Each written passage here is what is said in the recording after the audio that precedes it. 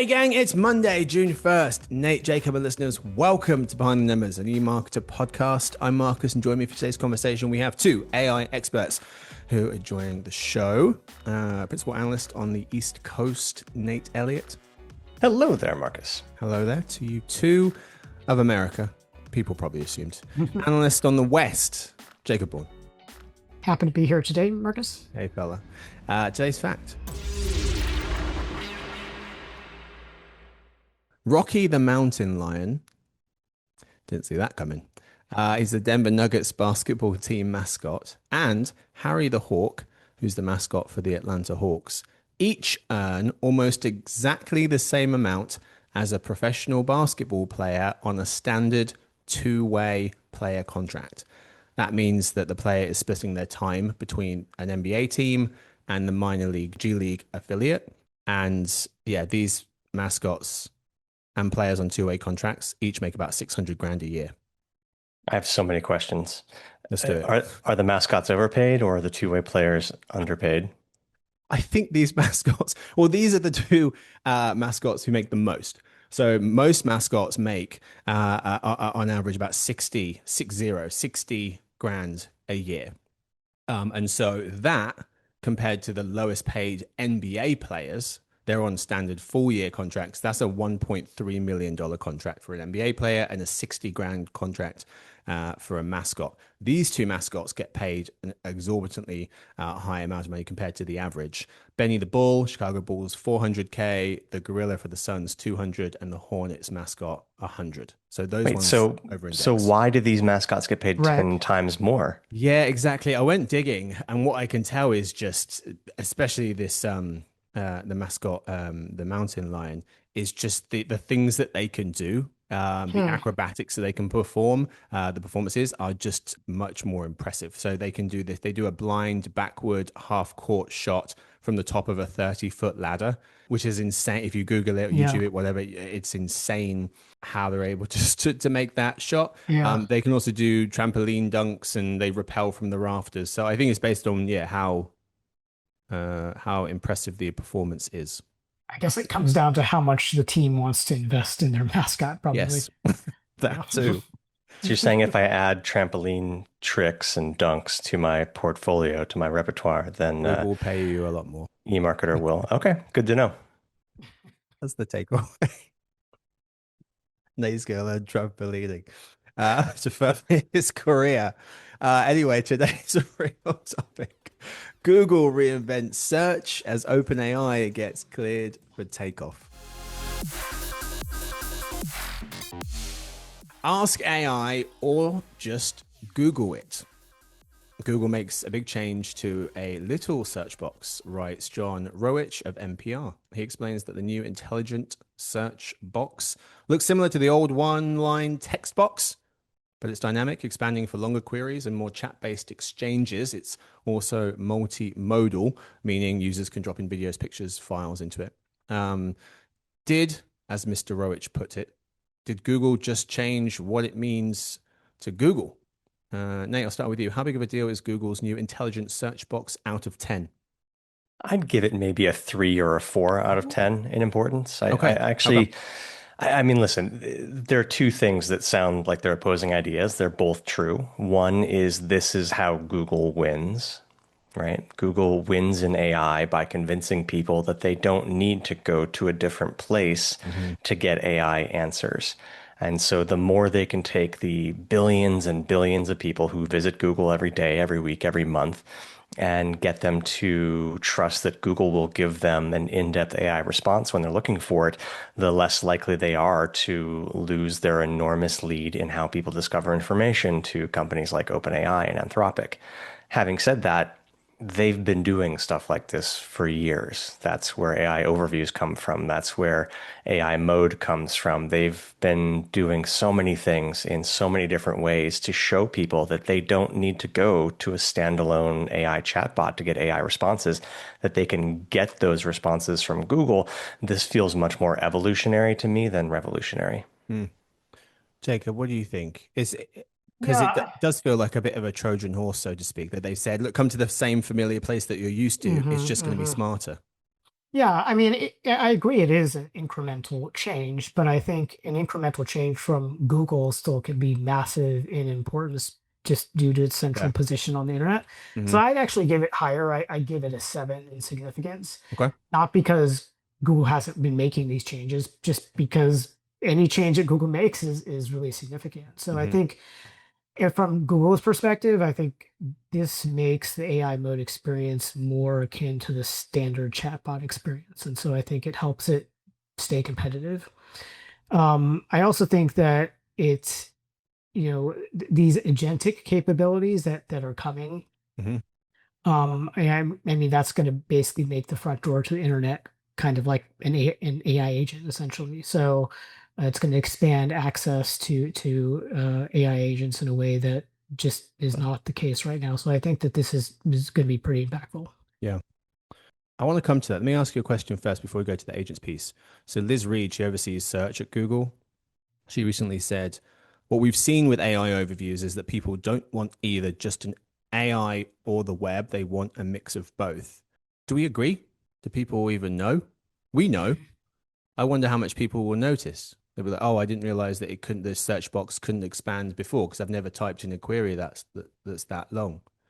I I think think people are going to notice that. Yeah, go ahead, Nick. I think, if you're tracking that across trillions of searches, then yes, people want both the AI response and also the open web. I think what Liz is not talking about is more interesting, which is what are the situations in which people want one versus the other. When they Mm, talk about this being the biggest change of the search box in 25 years, it makes me think about all the other times they've changed the search box in the past quarter century. And by far the most common way they've done that is by adding access to non-standard search results through that single search box. Right now, the decision layer on Google search determines whether you get 10 blue links, whether or not you get an AI overview, whether you see video responses or shopping responses or a news response page, a maps page. There are so many different things Google can deliver in that search results page. And this is sort of adding another layer mm-hmm. to that decision layer. Yeah. And what's really interesting is the thing that they're not going to tell us because they don't want their competitors to know, which is what are the searches, what are the queries or prompts that people do want to see AI overviews or have an entire conversation, and what are the ones that they just want 10 blue links or Yep. some other traditional form of Google search. Yeah. How much of this, how much does this move us closer to the zero click world that people have been kind of nervous about happening? Sarah Perez of TechCrunch was saying links will become an afterthought with the coming changes to the search results experience. How much do you think this moves it closer to that world where the user types in a search and then doesn't really have to click through to anything? Yeah. I mean, we were already barreling towards that future, but I think that this does get us closer. I mean, there's a shortcut to Gemini baked into this upgrade. So I think that that just puts the chatbot experience more front and center than it was. And yeah, I think this is going to become the conversational search experience is going to become more habitual for people Mm-hmm. on a more mass scale through this upgrade than it was before. Yeah. Having said that, people often don't recognize that almost half of searches, even before AI overviews existed, almost half of Google searches were zero-click searches. I mean, it's not like Yes. we were at 100% of searches ended with a click and then AI overview showed up and now none of them do. Mm-hmm.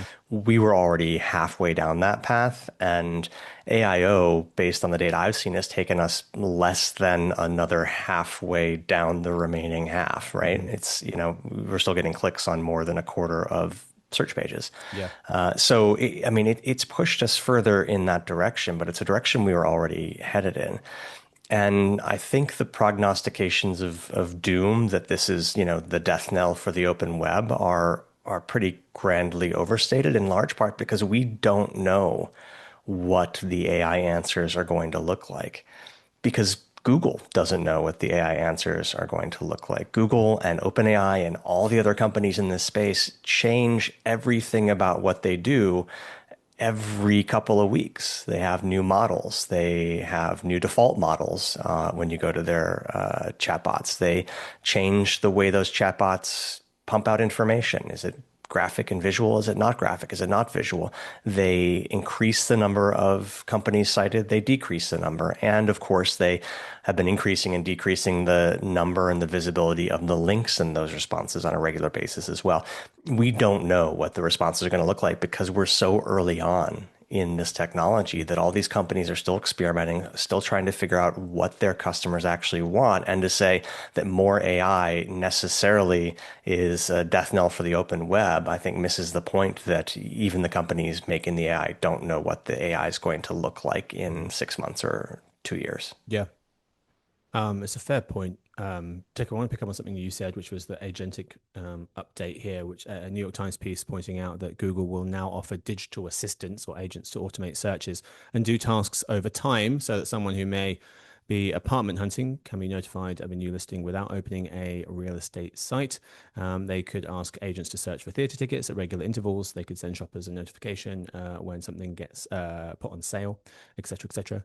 Jacob, what are your thoughts on this update? I mean, it comes down to how well will this actually work. I mean, I think it's pretty compelling to have a search assistant like this. I think the value proposition there is high, but it comes down to how reliable these agents are at the end of the day. Um, Nate, how comfortable do you think people are going to be using these agents? Well, the people who have access to these agents will be incredibly comfortable using them because right now they're only available if you pay thousands of dollars per year in Google AI subscriptions. Mm-hmm. I mean, that's I think a takeaway that a lot of the media have missed out on so far is this is only available to, I think, the 2 tiers of Ultra subscribers, Mm-hmm. which cost either $100 per month or $200 per month. So we're talking about $1,200 or $2,400 a year just to use an AI chatbot. That brings it to a very small audience that is very invested, literally very invested, as well as figuratively, in using AI.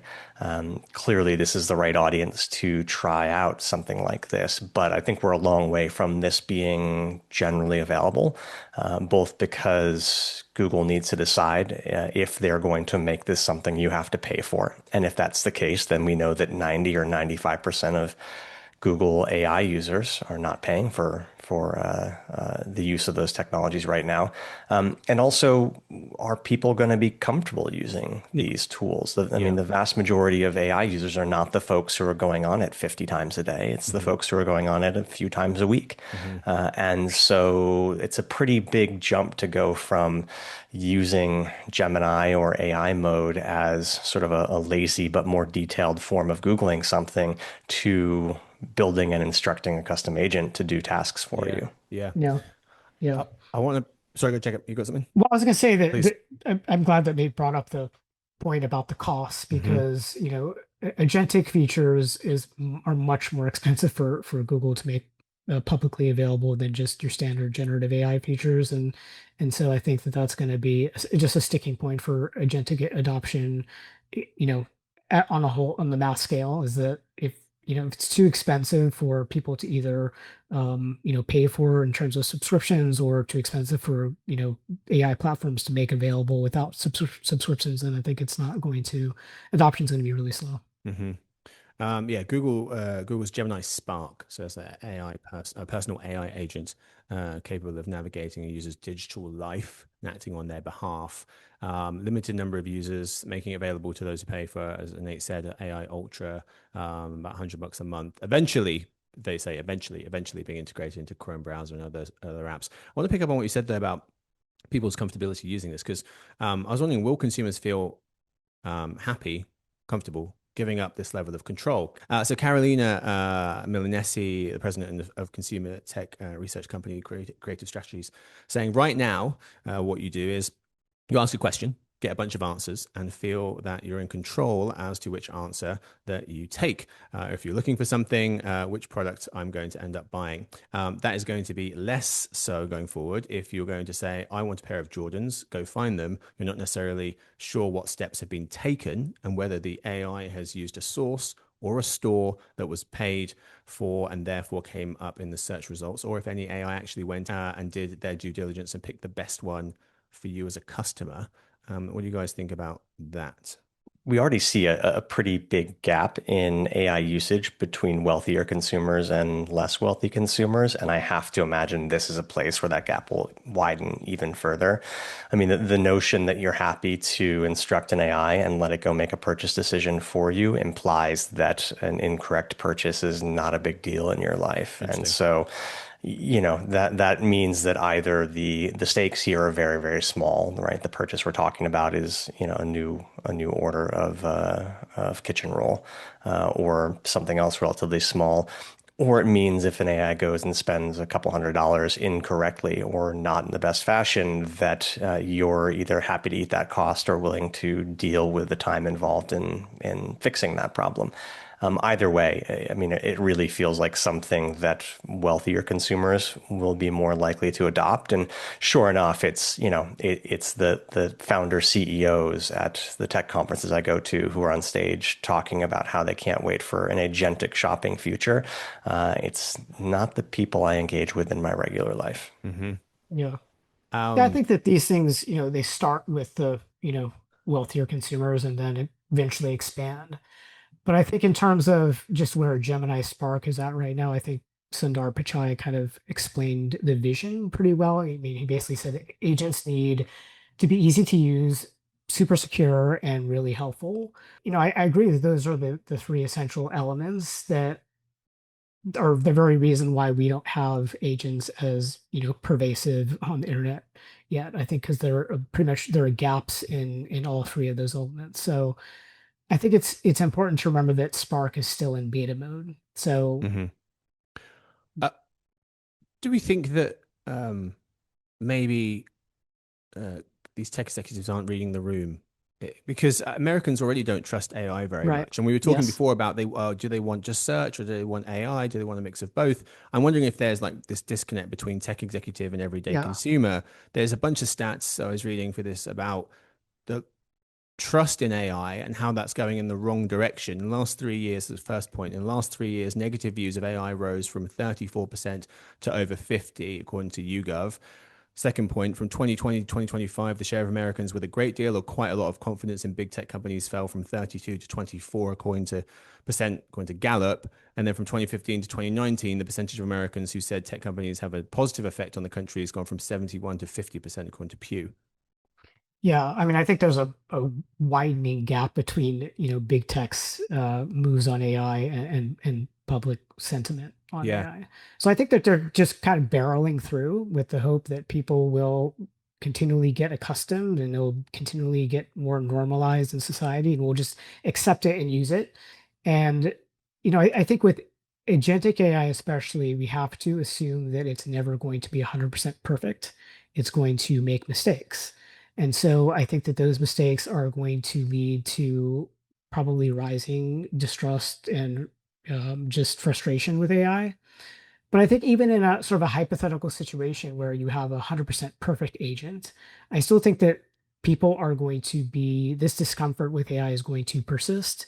And so I think that's going to continue to be a sort of a challenge, a hurdle for big tech kind of getting people to adopt Yeah. these Yeah, I technologies. also Can you see current consumer sentiment actually affecting adoption? I Oh, do. I sorry. mean, Go ahead. especially for agents, because I think the trust level that you need to put into an agent to do things for you in the background Right. is much higher than just chatting with a Right. chatbot. Yeah. Yep. Fair. things besides lack of trust will affect adoption of AI chatbots and agents as well, right? We talk about this lack of trust, but we envision this future where these chatbots and especially these agents will be buying things for people. As our colleague Sarah Marzano likes to point out, people actually enjoy shopping in a lot of cases. And so there are Mm-hmm. things that you'd rather not have to shop for, and people will be happy possibly to turn over those decisions and those purchases to AI. But there are lots of things like the Jordans you mentioned before, Marcus, where Mm-hmm. people enjoy that process. They want to go do the shopping themselves. And I think we tend to underestimate that as an inhibitor for AI adoption as well. Yeah. Um, yeah, I wonder how much we're going to see this kind of bifurcation of things that people happy to buy because it's enjoyable, things that they're happy to let an AI agent buy because it's boring, like paper. Yeah. It kind of feeds into this whole, friction maxing and analog lifestyle too, which is kind of a backlash against AI, but it's Mhm. rooted in this idea that it's actually good to go out and do physical things in the world. And so on top of the fact that yeah, people just like to Who knew? shop, it's also kind of baked Oh, into the backlash against AI Yeah. in and of itself is that it's kind of it spans the whole digital attitudes towards the digital sphere and that, Yeah. people Jacob, feel like they should be doing things to be clear, I outside. didn't say I was going to leave the house to go buy those Jordans. I'm going to sit behind my 3 computer screens. I'm just going to do it Oh, myself. so Well, close. it could be both, right? It could be, yeah, people continue to shop online and they're now more incentivized to Yeah. actually leave the front door. So, So now you were talking about things that can affect adoption. A lot of different things can affect adoption. Speaking of adoption, Google is dethroning OpenAI as the king of consumer AI. Suggests a title from an article from The Economist, looking at which company is benefiting most from the adoption of AI on their platforms and products. Catherine Blunt and Rolf Winkler of the Journal writing that OpenAI's ChatGPT is still by far the most popular AI chatbot, they write, and Anthropic's Claude is regarded as one of the best models for coding, but investors widely view Google as a formidable competitor. Nate, what's your take on whether Google has already dethroned OpenAI as the king of consumer artificial intelligence? I don't think it has, but my goodness, it's getting close. We're publishing a report about our new AI user adoption forecast in the US this week.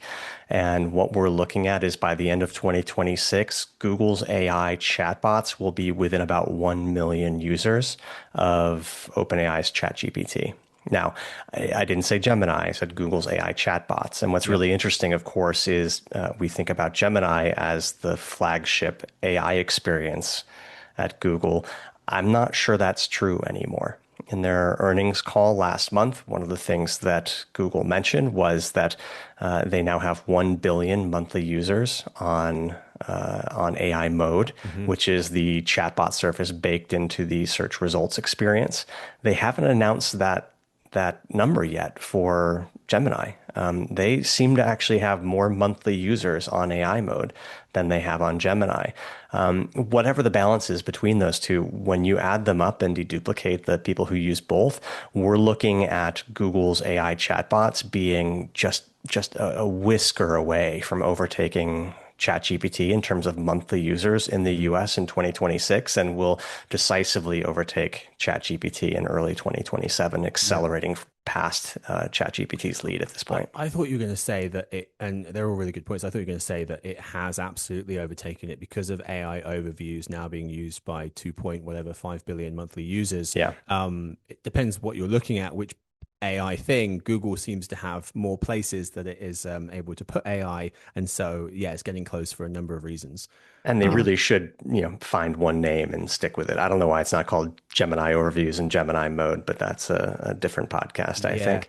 The What? yeah, thing I'll say is absolutely Google is overwhelmingly the place that people experience AI search results. Two and a Uh-huh. half billion plus people seeing AI overviews every month, 1 billion plus people using AI mode every month, and relatively close to 1 billion people using Gemini every month as well. It is the place that people are most likely to experience AI.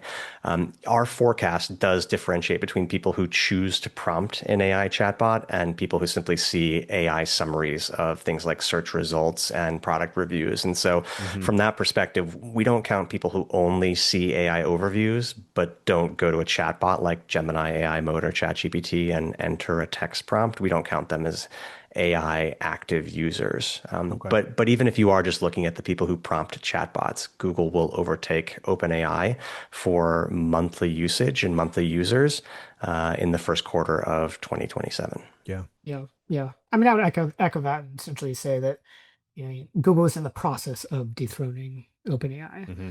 And I think that Google's structural and distribution advantage was there from the very beginning. But OpenAI got its first mover advantage because as a startup, it could take a lot more risks than Google could take. And so I think that helped it both on the innovation and commercialization fronts. Hmm. But I think we're in a situation now where AI has become normalized. It's seen as just a part of doing business. It's also increasingly seen as critical infrastructure. And so I think Google feels kind of more emboldened to move ahead with less caution than it did in the early days. It does seem as though Google said we're going to put AI everywhere, and it's able to just suffocate OpenAI in that regard because I mean, Gemini is soon going to be a staple on all of basically the most popular, half of the phones that people in America use in the Apple iPhones. It's works out ideal to basically power Siri. It's already included in Android's and Google's Android devices. And Miss Milanesi of Creative Strategies, who I referenced before, was saying that Google has that other AI companies lack is the cultural cachet, saying that with the Gemini model integrated into so many popular services that people rely on every day for work and play, Google has made it much more likely that folks will interact with its artificial intelligence. She goes I on mean, to say it's not about just how good the model is, but where it is and how easy it is for people to discover Gemini and then get use out of it. Yeah, I mean, it is also a very good model, right? It took some time to catch up because it launched later than some of the other models out there. But it is a good model that people find very useful for a lot of consumer-facing applications. Yeah.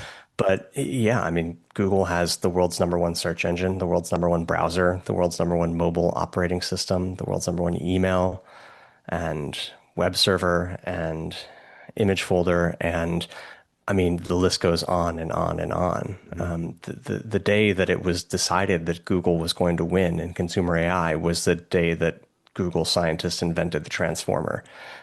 There was never a chance that they weren't going to win or at least be like in a very competitive top 2 in this category because they have so many advantages on distribution. And as Jacob said earlier, their structural advantages. They can build themselves into the most popular everything. Yeah. Nate, you said it is also a good model. I wonder what you make of this number. Then there was a recent analysis from New York Times found that Google's AI generated responses were correct 90% of the time. Google has disputed the study. Is it that people only really need 90%? Or is it that even if ChatGPT has a model that's 92%, 90 is good enough and really it just matters more where it is as opposed to it being a better model? I don't know what the number is that study would have assigned to ChatGPT. I do know that within the last 6 months, OpenAI has acknowledged that 64% of ChatGPT responses that include product information include inaccuracies. 2/3 of their product responses included inaccuracies in the base model when they published that data at the tail end of last year. Now, 6 months is a long time in AI, and maybe they've gotten the 64% error rate down to 34% or 24%. But whatever that number is, it's too high. I think 10% inaccuracy, Google would say is too high if they were willing to acknowledge that number. But I find it really interesting that we compare all of these models against perfection, right? We talk about, what percentage of the time do the models make mistakes? Jacob mentioned earlier that the shopping agents would make mistakes and that would be an inhibitor for people. And I absolutely agree. It will be an inhibitor for people. But by the way, I make mistakes when I'm shopping. I click on the wrong product or I accidentally put 2 things in my cart. I make mistakes when I'm providing information to people in eMarketer reports or on this wonderful podcast. It's fascinating to me that we compare the models against perfection instead of comparing them against what we ourselves can accomplish if we're doing the same task. Yeah. I mean, I think that comes down to there's just a comfort level there where I think we are kind of maybe more lenient towards human imperfection than we are with AI imperfection when we can spot it. I think the other thing is we don't always 100% know when AI is being inaccurate. And so I would agree that 90% is not accurate enough. I also would say that users aren't super obsessed, in my opinion, with comparing these ever-moving benchmark targets. And so, a percentage off here and there, give or take, is not going to move the needle. I think it's more about access, like you pointed out, Marcus. I think the people who are going to get access to Gemini Spark beta probably care quite a lot about those benchmarks. And all the folks not paying thousands of dollars per year for AI subscriptions care, as Jacob said, probably not much at all. So Cade Metz and Mike Isaac of the New York Times explaining that Elon Musk had a $150 billion lawsuit against OpenAI and Sam Altman. It was quickly rejected by a federal 9-member jury in the U.S. District Court in Oakland, California. They found that Mr. Musk had failed to file his lawsuit within a time frame required by law. Mr. Musk had accused OpenAI, its chief executive, Mr. Altman, and its president, Greg Brockman, of stealing a charity. He said, by attaching a commercial company to OpenAI, which was founded as a nonprofit and taking billions of dollars in investment from Microsoft. Blake Montgomery of the British newspaper The Guardian, saying the jury's decision, affirmed immediately by the judge's dismissal of all the charges, provided the AI firm with a stamp of approval for its for-profit plans already in motion and a clear path ahead to go public later this year at around $1 trillion valuation. OpenAI's plans now seem to be all but guaranteed, given that the world's richest man couldn't put a stop to them. Jacob, any takeaways from the Musk-Altman trial? Yeah, I mean, I think the trial itself probably in the public eye played out more like a circus than a serious court proceeding. I think, on the one hand, a lot of people really dislike Musk, and on the other hand, a lot of people are really distrustful of AI, and I think OpenAI is kind of a poster child for AI. And so I think, the verdict, of course, we know how it came down to the statute of limitations, and I think essentially it was difficult for Musk to get around the optics of the fact that he waited until he had a competing for-profit AI startup to file his suit. I think it's also safe to say that neither Altman nor Musk kind of emerged from this unscathed in terms of their image. Also, it seems to me that the image of AI probably took a hit from this as well, and I think the public probably views this as essentially a power grab among tech giants. Yeah, Nate, to what Jacob just said, David Stretfeld and Natalia Rocha of the New York Times writing, AI critics dismissed the 3-week trial in federal court in Oakland as a power struggle between oligarchs that was of little concern to the masses. Close quote. What do you take away from the trial, if anything? Yeah, I mean, I agree with that assessment. But I also think we're far from having heard the last of this. Musk doesn't tend to let things slide. I imagine he'll be back with further action. I mean, the thing that seems true is that all the founders of the various AI companies think that AI in the wrong hands is incredibly dangerous, possibly at an existential level for humanity. And they all think that they're the only ones who can be trusted, and that all the other AI founders are the existential threat. But perhaps the wildest takeaway for me out of all that is we didn't get to find out what a jury would have decided. Did they steal a nonprofit? Right. Because you can make a pretty clear argument that they did, just as OpenAI can make a pretty clear argument that they didn't. And the notion that if they did do that, and again, there was no finding of fact as far as I can tell in either direction, but the notion that they may have done that and we don't get to find out if they have done that simply because a clock expired is just wild to me. Yeah. Yeah, it was interesting as well because OpenAI's lawyers were arguing and showing that Mr. Musk was, when he was still at the company, OpenAI, because he helped found it, had repeatedly tried to transform the lab into a for-profit company, including an effort to fold OpenAI into his electric car company, Tesla. And they were arguing the only reason he sued is because OpenAI had become very successful after he left. But yeah, they basically said that you weren't able to, you didn't sue in time. And so that's why it got thrown out. And then with this, Professor Sarah Krebs, Director of Tech Policy Institute at Cornell University, saying the trial served as a reminder of how much the future of AI still depends on a remarkably small group of powerful tech figures and their personal rivalries, highlighting a broader disconnect between the people building these systems and the many people increasingly expected to live and work alongside them.